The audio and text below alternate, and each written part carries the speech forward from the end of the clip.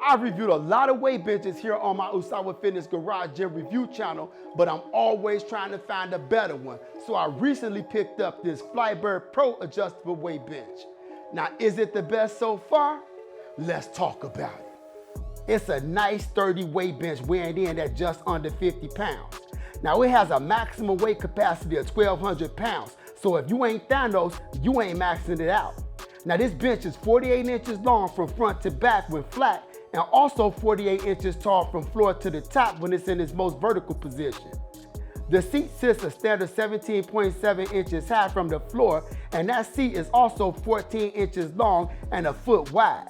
The backrest is 12 inches wide at the bottom and then tapers down to 9.5 inches wide at the top of the bench. Speaking of that seat and backrest, they're both ultra comfortable with 2.5 inch thick plush padding underneath some very unusual leather, which has this pattern to it that I've never seen on a bench before, and I really like it. Now, you can get this bench directly from Flybird for $230, or you can order it from Amazon for $270, and I'll leave links in the description to both, but we still have to answer the question, is it worth it? Let's go ahead and start talking about some of the pros of this Flybird Pro adjustable weight bench. I'm gonna start off with this. It's stupid sturdy, y'all. There are no pins for adjusting the seat or backrest. Instead, it's got these handles attached to the main frame seat and backrest that you use for adjusting the bench.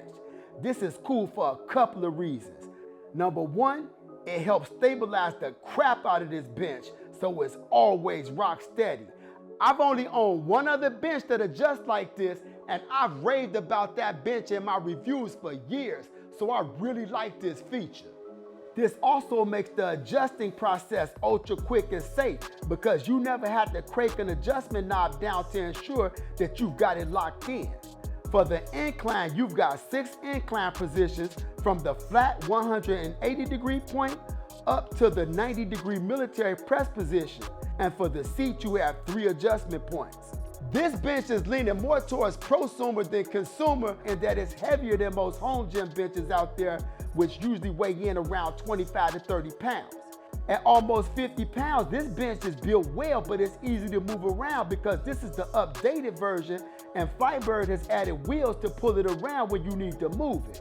It also has these nice rubber feet on the back to prevent you from scratching up your floor when you push and pull it before the wheels kick in. Now, on the front bottom feet, they've given you a couple of adjustment knobs to allow you to level off your bench if your space's floors are uneven. Another thing I think a lot of you all are gonna really like about this bench is just how easy it is to build this Flybird Pro adjustable weight bench. If I remember correctly, there were only 6 bolts in the hardware package, and it took me about 20 minutes to put it together while recording the video at the same time.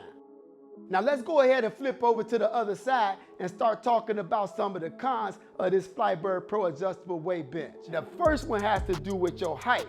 If you tall in that 6'3" and up range, your head is probably gonna be above the backrest on this bench when you're working out, since it's 4 feet long from the front to back and from the floor to the top edge when upright.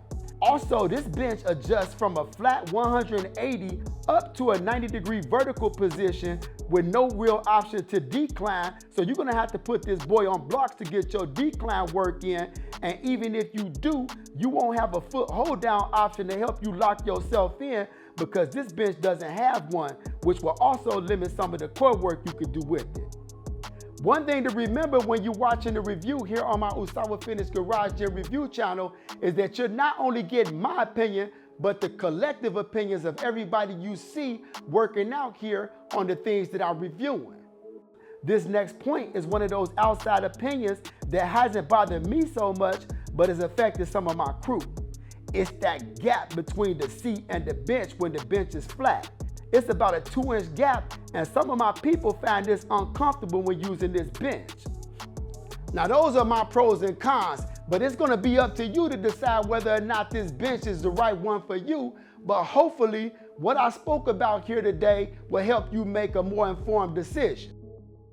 Now, I really like this bench for its sturdiness and design, but I don't like that it doesn't have that foot hold down and that it doesn't decline. But I'm gonna keep it here in my gym for a while and update you guys in the future on what I think about it as I continue to use it. Now, if you still on the fence and trying to figure out whether or not this bench is right for you, check out that playlist right there to see some other benches that I've reviewed in the past. And do me a favor, hit that subscribe button if you haven't already subscribed, and don't forget to hit that alert button too. Until the next time, stay motivated and stay fit. Love and peace, everybody. Out.